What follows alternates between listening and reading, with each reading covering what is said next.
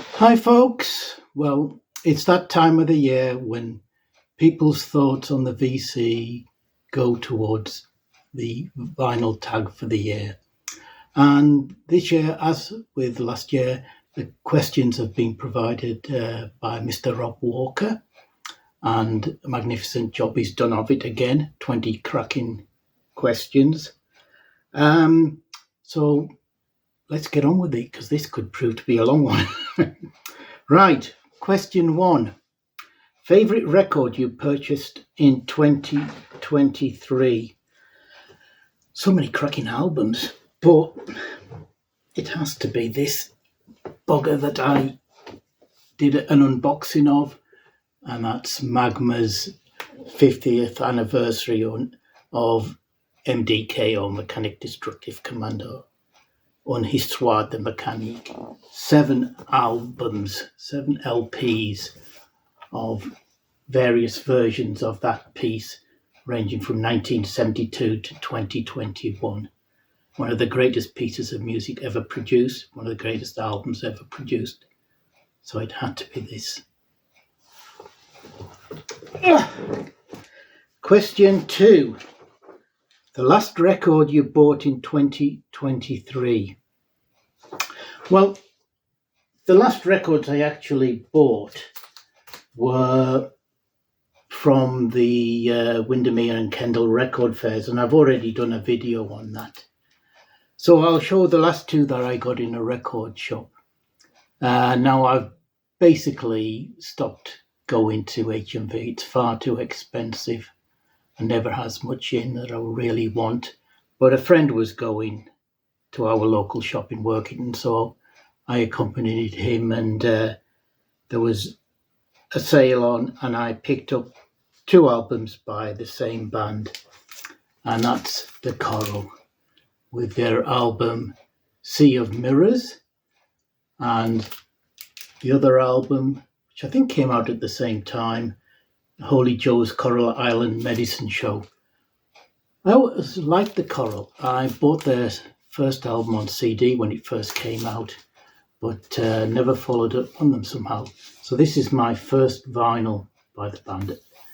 Excellent stuff, particularly this album, which I think is superb. Put those down there. Question 3. A band or singer who released 2 or more albums in the same year. At first I thought, that's going to be difficult, but then you think 60s and 70s, no. Lots of bands had to keep themselves in the public's eye and released more than 1 album in a year. So I've gone for the wonderful Uriah Heep, who released Demons and Wizards in 1970. Was it 1972? With a great Roger Dean cover, and they accompanied that with The Magician's Birthday, with yet another superb Roger Dean cover. Wonderful stuff from the band, 2 of their best albums.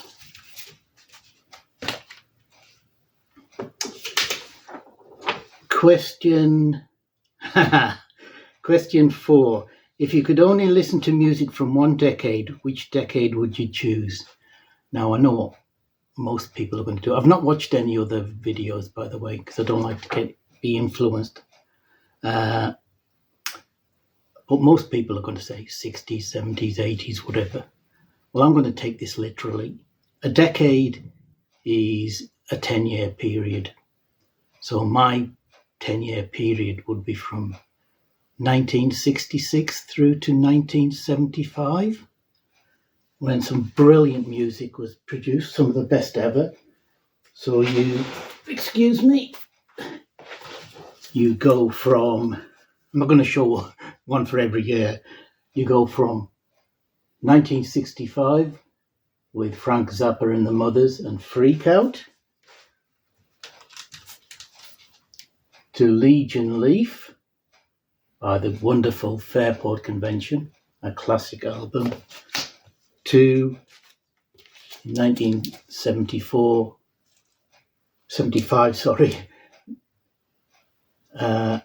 Kraftwerk's Autobahn. Wonderful electronics, probably their last classic album, though Radioactivity is decent.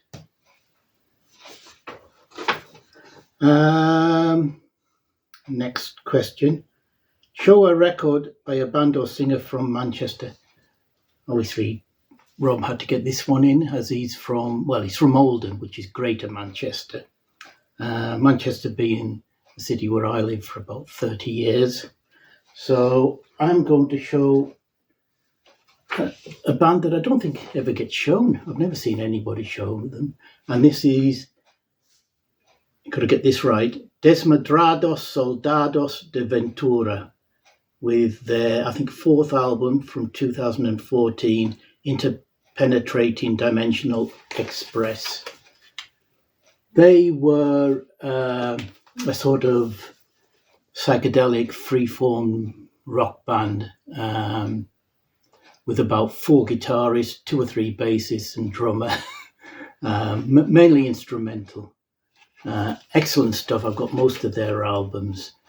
I wanted to show their final album, Grand Celestial Purge from 2017, but I can't find it when I came to put it out. It's got misfiled. Means going through all of this to try and find it. Anyway, they were a superb band. I don't think they're around. Like I say, their last album was 2017, but highly recommended if you like, I said, freeform psych rock. This is a double album with just a single track per side.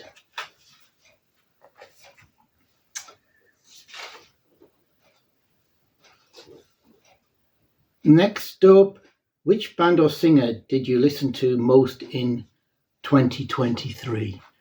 Oh, that's a difficult one. I don't keep track really, but I've got a feeling it must be Mr. Bob Dylan, because not only did we get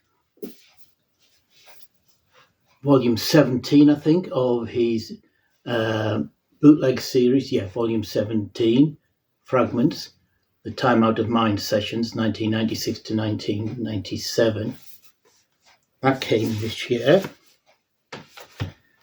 It was also followed up by another Budokan, which is an expanded version of his live Budokan album. Fairly controversial, divisive album in his catalogue, but I've always liked it. And we also got from him the absolutely wonderful, I think, Shadow Kingdom, which was a sort of live on a stage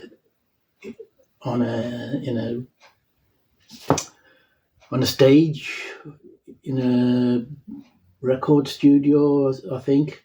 It was filmed in black and white with beautiful, superb performances of classic 60s and 70s material. And he's in really good voice on this. Well worth having. Question 7 we were up to, and that once asks us to show 7 7-inch records. Now, I don't normally collect 7-inch records, but I do get them when the great psych label, prog label, Fruits de Mer releases them. So I'm going to show this box set released by the Fruits de Mer label called 7x7 is. Beautiful packaging as always. And this includes 7 singles. So you get the Bevis front playing Clear Light with Night Sounds Loud and Sand on red vinyl. You then get The Higher State playing 13th Floor Elevators, and you get Wait for My Love and You Don't Know.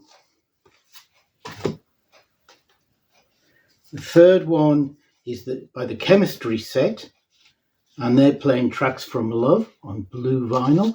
So you get A House Is Not a Motel, backed with Live and Let Live. Fourth up is the great band Sendelica, again on red vinyl, and they are playing tracks by the United States of America. So you get Hard Comin' Love and Love Song for the Dead Shay. Fifth, we get King Penguin, and they're doing tracks by the Byrds on nice white vinyl. And so you get the Gene Clark song She Don't Care About Time, backed with the McGuinn track 5D Fifth Dimension. Oops. Sixth, we get The Gathering, and they're performing songs by the Moby Grape. And you get I Am Not Willing and Sitting by the Window. And finally, we get Black Tempest, and he, because it's I think just a single guy that plays main electronic music, is playing on side A the Spirit track Nature's Way, and on side B he's doing a version of the Grateful Dead's Crane Puff War. Oh, sorry. The first side is by Black Tempest. The second is by the Seventh Ring of Saturn. So they're doing Cream Puff War. Excuse me. Knew I'd get it wrong. So that's 7 excellent singles on the Fruits de Mer label. Could have shown loads by the label. Their singles are excellent, and as I say, the packaging and artwork is always superb. So that's 7 and 7 is from Fruits de Mer. Next, who's coming to your party? Choose 4 music-related people to come to an imaginary dinner party, past or present. Who would you invite? This is difficult, but I've gone for these people. And first off, we get Rick Wakeman. Now, I saw him live solo, and as good as the music was, even better were his stories. And I think he would make a great dinner guest. His stories would be superb. So funny. Another guy I think that's got a great sense of humour, wry sense of humour, and covers a long period in music, and I'm sure he's got great tales to tell, is Richard Thompson. Wonderful guitarist, wonderful singer-songwriter. I think he again would have some great tales to tell. And of course, we can't forget the ladies, and I'm going to pick 2 from the same period in the States. And first off, we have the wonderful Grace Slick. This is her first solo album, Manhole, a French version of it. It comes up with some weird stuff on the back. But again, I would love to talk to her about that whole psychedelic summer of love period in San Francisco, and to go along with it, the ultimate party girl, I think, the great, wonderful Janis Joplin. I think she would just probably the party would degenerate into chaos with her and Grace together. But she did like her Southern Comfort, which is my favourite tipple. So I think those four would make great guests. Though I probably would be starstruck and wouldn't be able to speak, but I'd just sit back and listen. Right. Next one. We lost them. Choose one musician who passed away in 2023. Well, I'm going to actually name three, actually. But the main one is Bob Johnson, the guitarist with Steel Eye Span. That's him there with Maddie on his lap. Wonderful guitarist, good singer, good songwriter for the band, interpreting old folk tales. He only died on December the 15th. Sad loss. He was with the band from 72 to 78 when they briefly split up, and then from 1980 through to 2000 when I think he had to give up due to ill health. So that was a sad loss. But as I was researching who died this year, I came across the fact that Keith Reid had died, and the non-performing member of Procol Harum, the lyricist, a great lyricist. I think that's him up there in the glasses. So that was sad. I think that was back in the middle of the year. He passed away.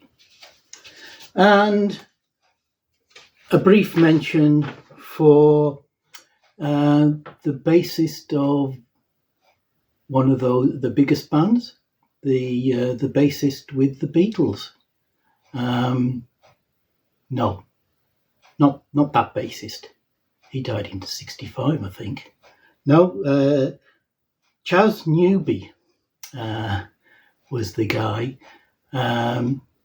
He played, I think, 4 gigs with the Beatles when they came back from their first trip to Hamburg, when Stuart Sutcliffe had decided to remain in Germany and follow his art career.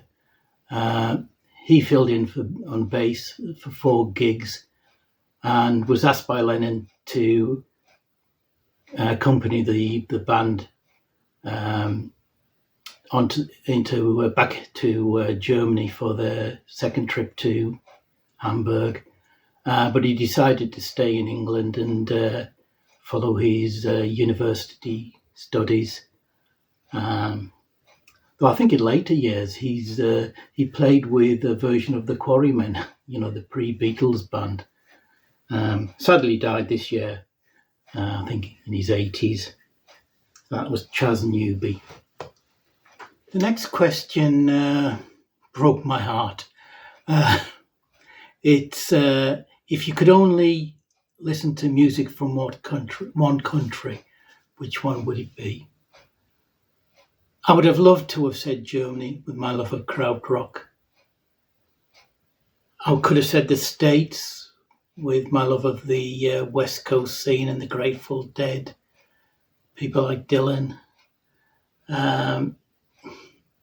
Italy for its prog scene, Scandinavia for its psych and prog scene. But I'm going to have to go for the UK. Because if I was going to listen to music just from one country, I'd want to encompass quite a wide range. I'd want the Beatles and the Stones, Zepp and Sabbath, the great prog bands that came from the UK. Yes, Genesis, King Crimson, Floyd. But I'd also want folk, and my favourite folk music comes from the UK. Fairport, Steel Eye, Trees, Hedgehog Pie, Five Iron Reel, etc. And I generally prefer jazz fusion from the UK than from the States. So it's going to have to be the UK. Okay. The next question. I was going to see if I could just ignore it and see if anybody notices, but I'm afraid I can't do that. It's name 3 vinyl community channels you discovered in 2023. Now, I've been really lax with my VC viewing over this last year, particularly in the last 6 months or so. Thanks to things, life, and the fact that I also was getting into BookTube, and that was taking up some of my time. So I'm afraid I didn't really come across much in the way of new channels. I wasn't searching for them. So please don't kick me out of the VC. But one I think I did discover this year was Jack with his channel Vinyl Martini. A really nice guy. He's got wide taste in music, really nice manner. And I think he's only got about 420 subs. He deserves a lot more.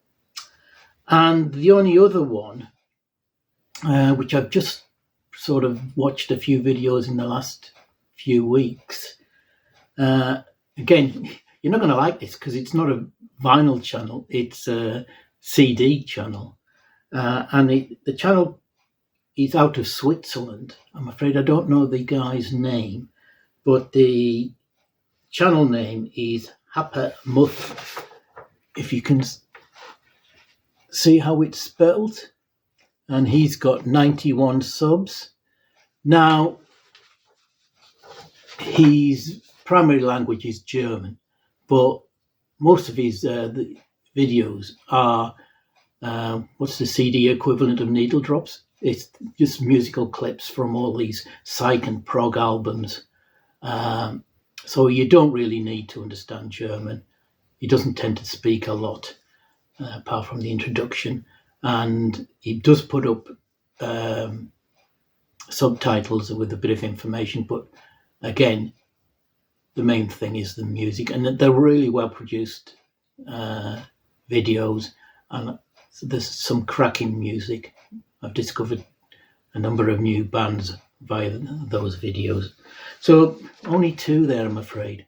But my New Year's resolution is when I go through and watch the people's responses to the vinyl tag and they get to this question, I'm going to make a note of some of the channels that I don't know and check them out and try and get myself back on track. Sorry. Right. Show a record you bought when you were a teenager. Now this is an album I must have bought 74, 75. It came out in 74. So I'm not sure if I got it that same year. Well, that's the wonderful Premiata Forneria Marconi, or PFM as are more commonly known, with their English language album, The World Became the World. Wonderful album of great Italian prog. They did a couple of English language albums which were sort of reworks of stuff from their first couple of albums, Italian albums. I do prefer the Italian albums, but these are still wonderful.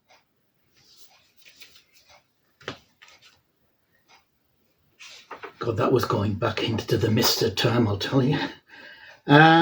Show a funk or soul record is question 13. Never been a soul or funk guy. So if you'd asked me this 2 or 3 years ago, I probably wouldn't have been able to show anything. But it's slowly been sneaking into my catalog, into my collection. So I'm going to show, excuse me, this album by Sly and the Family Stone. Live at Fillmore East. Wonderful cover. Great funk soul. Probably one of the progenitors of the funk, I think, along with James Brown. I think this is great. So I should try and check out more of his work.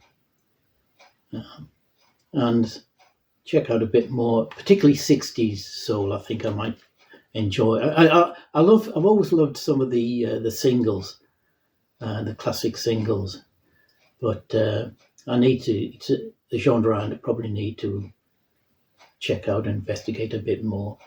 So that's my funk album, Sly and the Family Stone, live at the Fillmore East.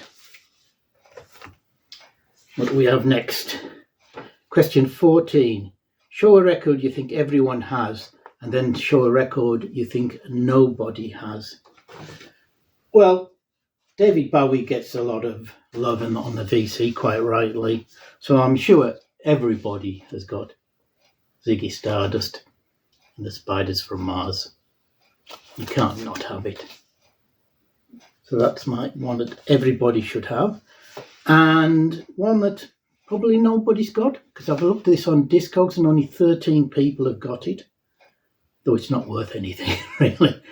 And I think I might have shown this before, maybe on a vinyl tag a year or two ago. And that's this Of the Wolves album. This is a compilation of artists from the Baptists and Bootleggers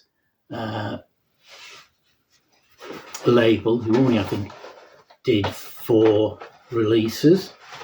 And this was given away, as it says there, if you can see, free LP. It was given away at the 2012 Fat Out Festival in Manchester. And you get a vinyl record on white vinyl, which features acts like Go Lebanon, Stagger, Borland, Daffyd Jones and Vi. And it's all sort of experimental, ambient, droney stuff. But also in this package, you got the album credits on a piece of cloth. This is number 70 of 250, date stamped 19th of Feb 2012. As it says here, Baptists and Bootleggers is a non-profit record label and publishers of art and literature.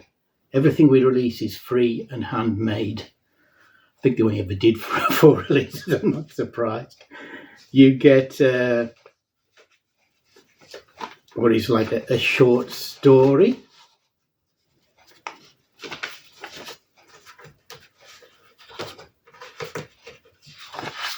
A couple of art prints.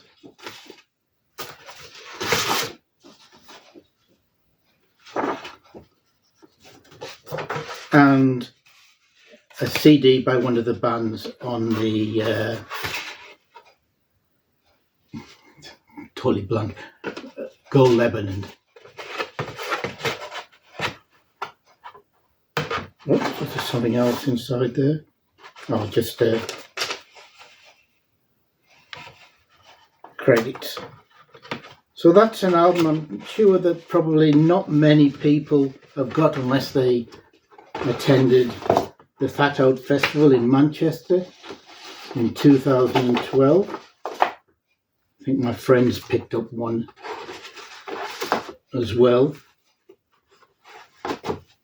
Some good stuff actually on here. If you like experimental ambient material. Oops, forgot one more thing. How are we doing? Nearly 20 minutes. Right, better move on. 15, She's Great, a record by a female artist you bought in 2023. And I'm going to show 2 because I bought these together. An artist I hadn't heard of, and that's Hako Yamasaki, a Japanese singer-songwriter. These are a first album from 1975 called Tobi Masu, and a second album from 1976, Sunawatari. These are brilliant sort of singer-songwriter folk rock albums, very much of a Western vein, not Japanese style music, but she does sing in Japanese. She's got a great voice. The songs are superb. She writes all this material. I think she was only a teenager when she cut these first two albums. I think she's been going for a long time. But the backing is just superb. Quite sympathetic to the songs, and just acoustic guitar, bass, electric guitar, keyboards, and drums. No sweeping strings or overproduction. Highly recommend these to anybody who likes female singer-songwriters. That was question 15. 16. The favourite video you posted on your channel in 2023 and the favourite video you watched on the VC in 2023. Well, my videos, I think, are all a much for muchness, but the ones I enjoy doing are my krautrock ones. They take more work, but I really do enjoy researching the albums and putting those videos together.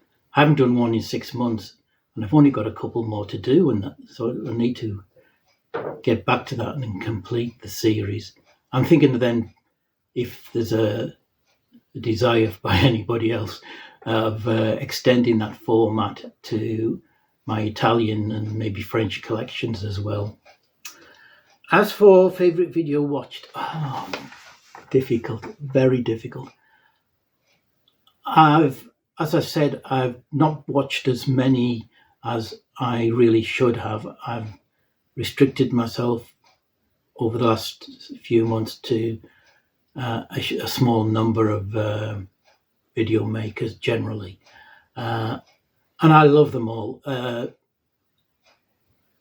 Getting a notification of a video by one of my favourite video makers is great. It's like going to the pub and sitting down with your mate and discussing and hearing about what he's bought over the last week or so, which is what I used to do every Saturday with my mates in Manchester. So I'd have to see everything. I love watching the videos, and I learned so much, and I spend so much thanks to a lot of people. So I can't really pick out one in particular. Though actually, just in this last few days, I did watch Mazzy's recent one, the Top 10 Wankers of 2023. Very amusing, but quite sad as well, because a lot of it's so true. But otherwise, no, I'd have to just say I enjoy just virtually everything I watch to a greater or lesser degree.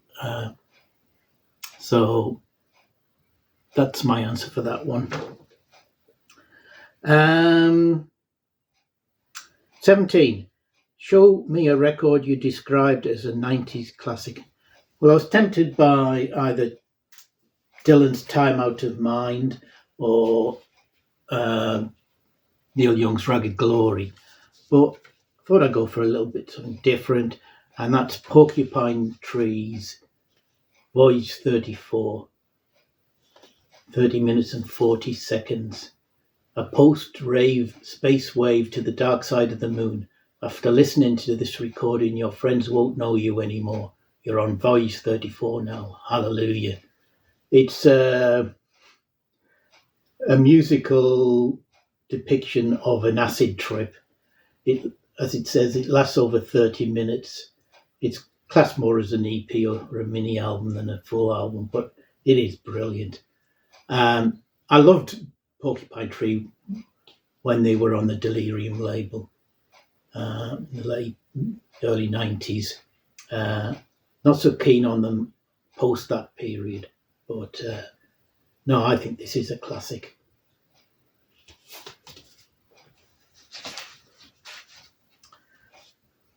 If I could walk into the cover, look through your collection and choose a record cover you'd like to be a part of. Now, I'm sorry, but this is probably going to be an obvious one. Well, it is an obvious one. And probably other people are going to choose the same one. But this is a location that people go to now and have since 68, 69, 69, to get themselves photographed. But I would have loved to have been the fifth person on this cover. Obviously, Beatles, Abbey Road. Wouldn't that have been great? Obvious choice. Sorry. 19. It's like a greatest hits. Show a record that you're so familiar with that it feels like a greatest hits. This was difficult. Nearly chose the first Willie Nile album, but I've gone for the Strobes from the Witchwood.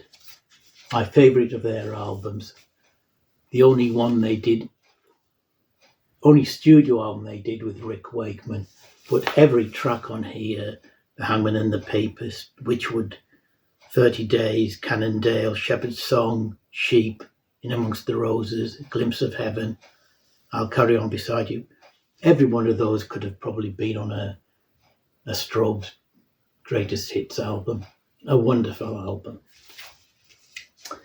And I think finally, show me an album that was released in 1974.